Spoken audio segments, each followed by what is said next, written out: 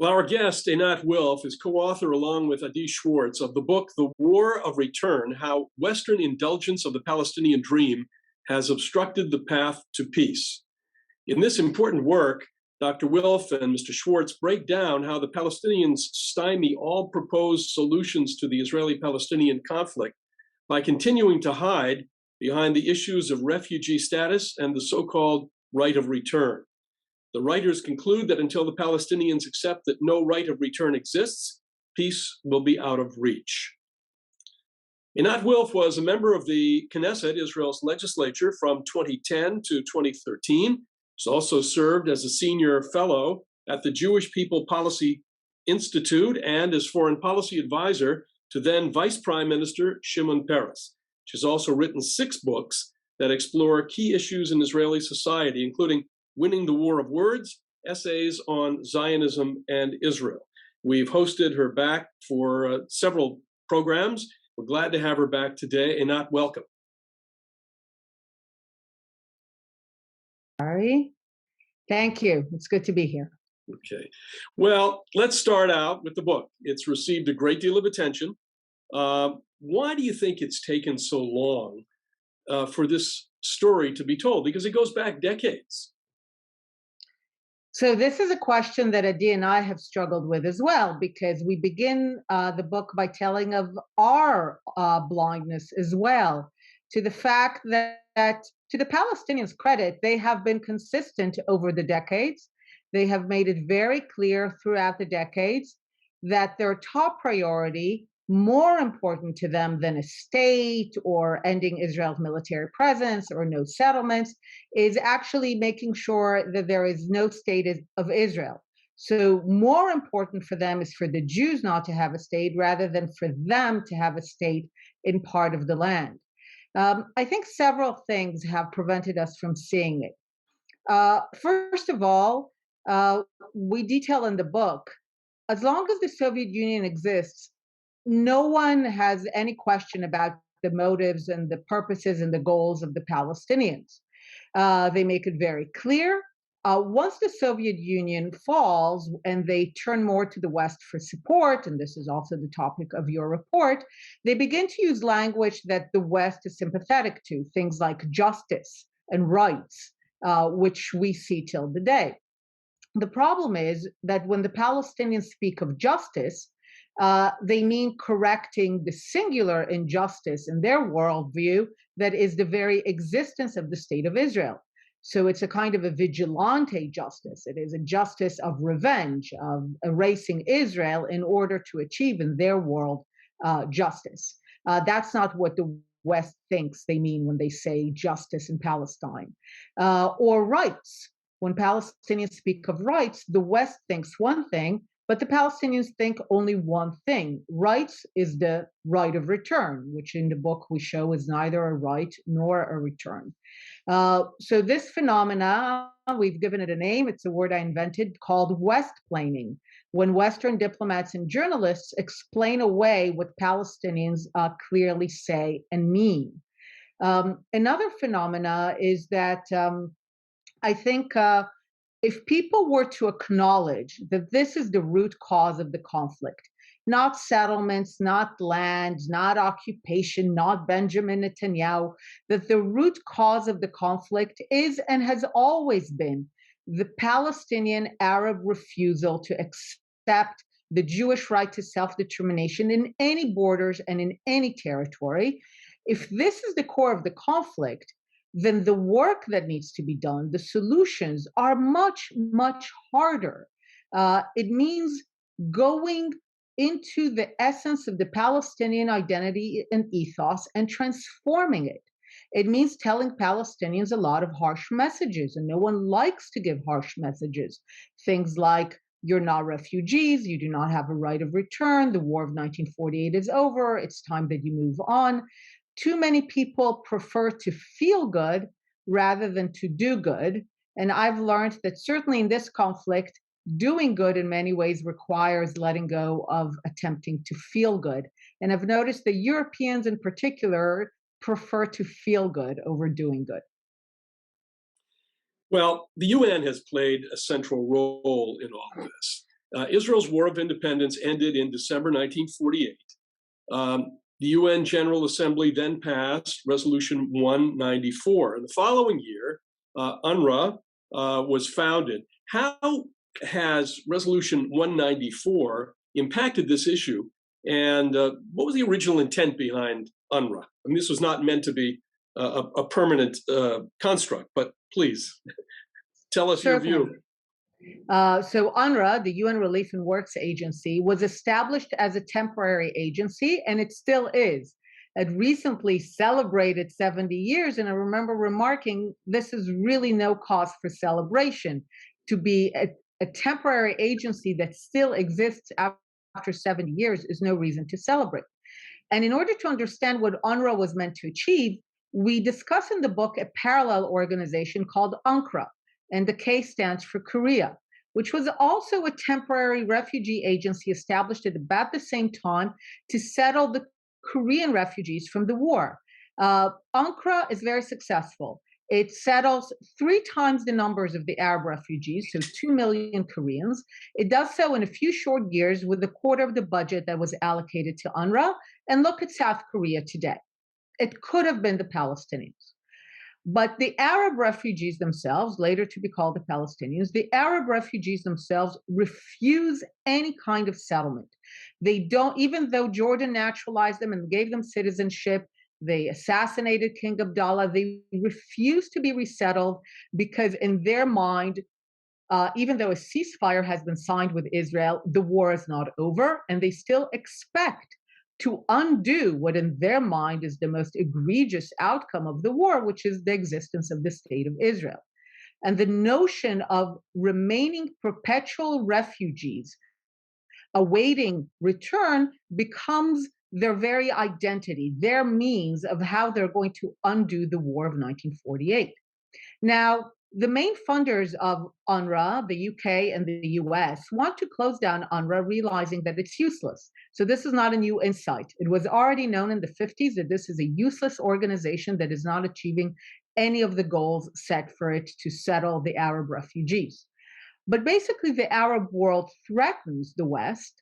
And this is a time when the West cares much about the Arab world, the oil, fear of the Arab world falling into the Soviet Union, the Eisenhower Doctrine.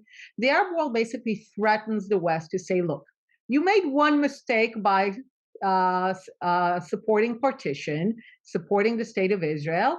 Don't make another mistake by closing UNRWA, thereby highlighting that UNRWA was the means of undoing Israel, and they were not going to let the West forgo that. And this was also part of an Arab worldview that it is the UN, that it is the West that is responsible for their situation, and they bear no responsibility whatsoever. That was also a central tenet of how they thought about it. Resolution 194, which was crafted initially by Bernadotte, which had a very, very problematic impact. Bernadotte basically viewed partition also as a terrible idea and wanted to use Resolution 194 in order to undo the state of Israel. And one of the central elements of it was to mandate a form of refugee return, which was in complete contradiction to all the norms in all the conflicts and refugee situations that are taking place at the same time. And the reason is that in his vision, the fact that Israel managed to survive the War of Independence was an accident that needed to be corrected. And he has ideas about how Israel will give up pretty much all of the land and refugees will return, and thereby he will undo Jewish sovereignty. This was his thinking. The resolution at the end of the day does not include his thinking. And as a result, Arab countries rejected it. Resolution 194 was basically a basis for achieving peace between Israel and the Arab world, and it included several parameters for this peace, which is why the Arab world rejected it, one in a long series of rejections, because they were not willing to acknowledge Israel in any way, shape, or form. But they did take one sub-sentence there that talked about refugees returning to their home, if possible, at the earliest practicable moment, all language that was placed there precisely to make it clear that Israel is the sovereign state and this cannot be done against its will. But what Arabs did is after they rejected this resolution, they took this one sentence and they've claimed wrongly that it gives them a right that contravenes Israeli sovereignty to settle inside the state of Israel against Israel's will. And this is what they call the right of return. Legal scholars know that, again, General Assembly resolutions do not create rights, that even 194 in its wording does not give that right. But from the Palestinian perspective, they have developed an entire theology and worldview by which they possess this right given to no other refugee population, and that it is enshrined in international law, which it is not. Let's talk about numbers, because it's extremely important when we talk about the right of return. There may be, and please help me on these figures, there may be about 40,000 original Palestinian refugees still living, but the number registered with UNRWA is in the millions. We hear talk of 5.5 million. And you talked earlier about the resolution of the Korean refugee issue, of course, decades and decades ago. But what we have here is a special consideration here set aside where the numbers just continue to go, and there is no cap, there's no statute of limitations on the numbers. Talk about that for a moment. So UNRWA and its entire operations are basically a farce, but a dangerous one, which is intended to keep alive politically the idea that the War of 1948 is still an open case and could still be won to the Arab side. Now, the way that UNRWA does so is by continuing to register generation after generation descendants of the original Arabs who were displaced by war. Most of them, of course, fled. Towards the end of the war, some of them were expelled.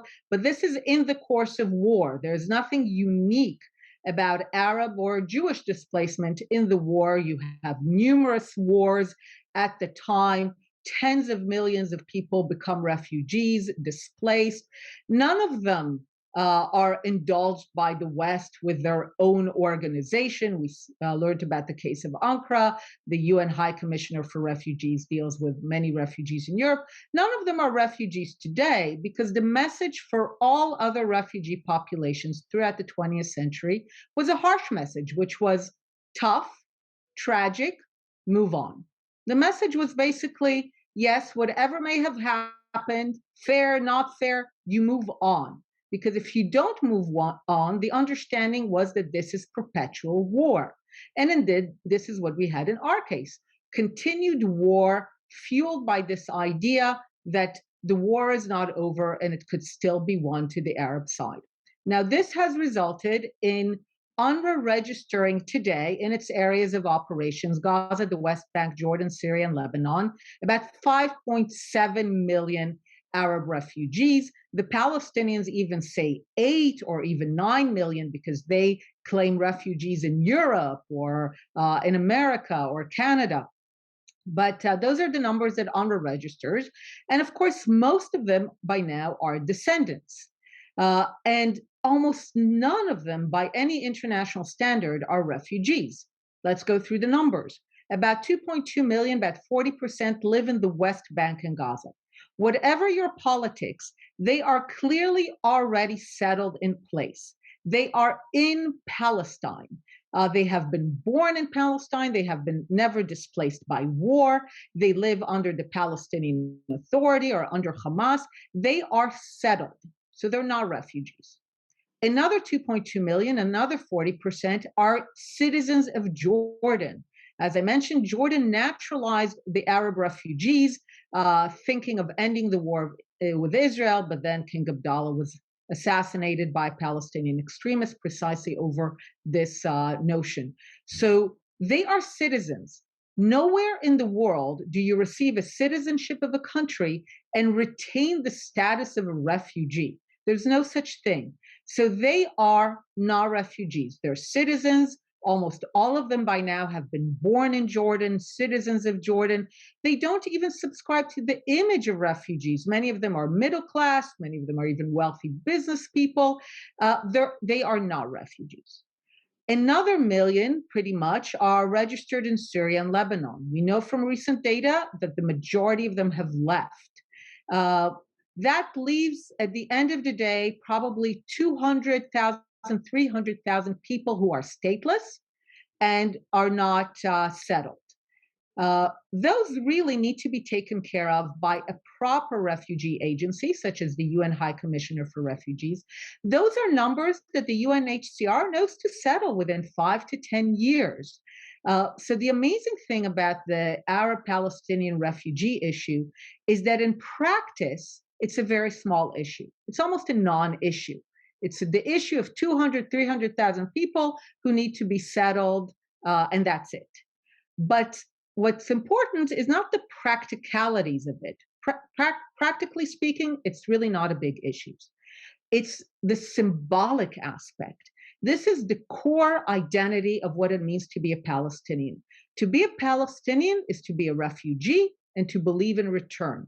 Those are the core ideas, which means that if we are to ever have peace, what needs to be resolved is not the refugee issue. That's not a big problem. What needs to change is the very conception of what it means to be a Palestinian, away from this notion of perpetual refugeehood, of revenge and return, away from a destructive vision that prioritizes no Jewish state, towards a constructive vision that says we want to build our state next to you, but no longer instead of you. Well, you write in the book in some detail about how the UNRWA education system has driven this sense of entitlement to the point where it has worked its way into the peace process. And I'm curious as to how exactly in the Oslo process, not that long ago, we're talking about some issues that are 70 years old and some issues that are 30 years old.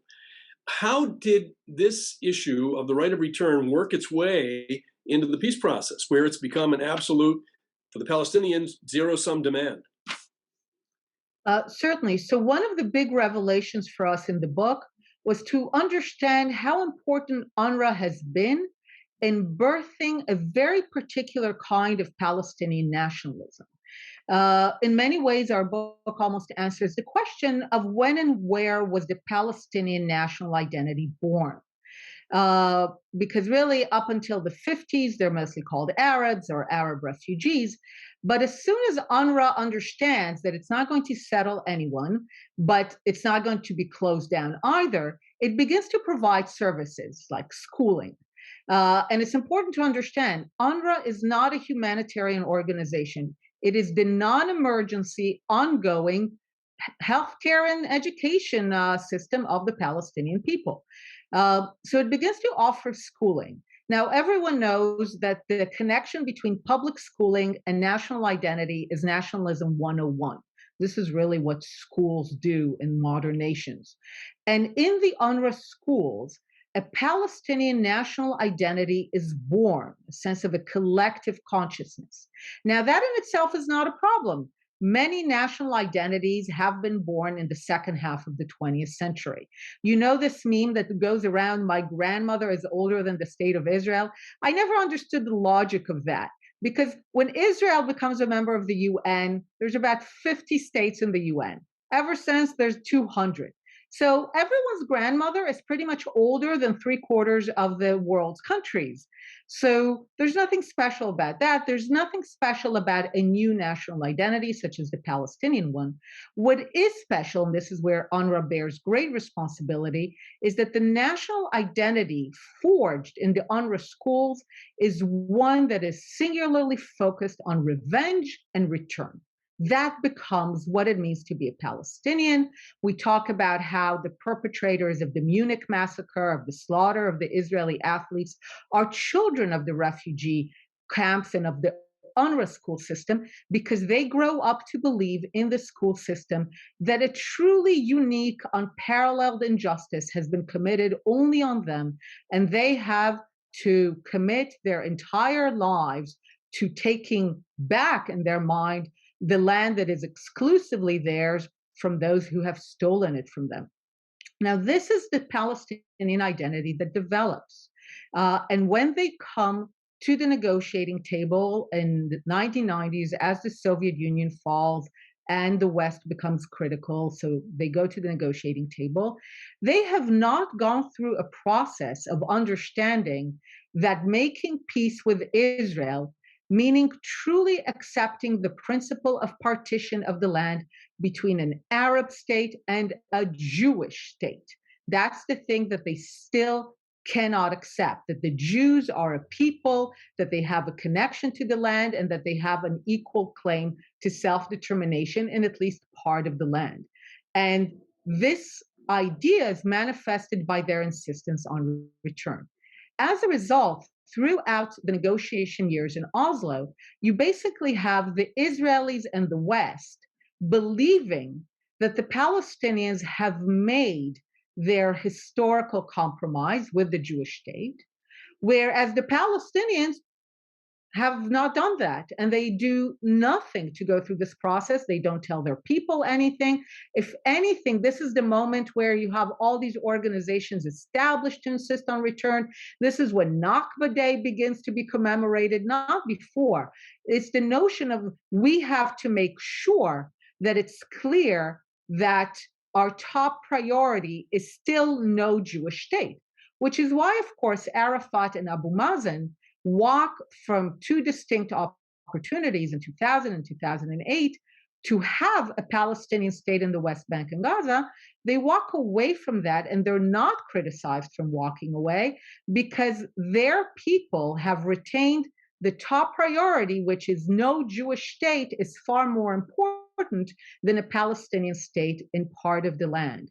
So what many of us did not understand in the negotiations in Oslo was that when Palestinians said we support a two-state solution, and they did, we thought they meant two states, Jewish and Arab. But they thought two-state solution plus the right of return, because the right of return, as they've come to appreciate it in their mind, is holy and sacred and non-negotiable. So in their mind, when they spoke of two states, they imagined an Arab-Palestinian state in the West Bank and Gaza, and another Arab-Palestinian state to replace Israel through the mechanism of return.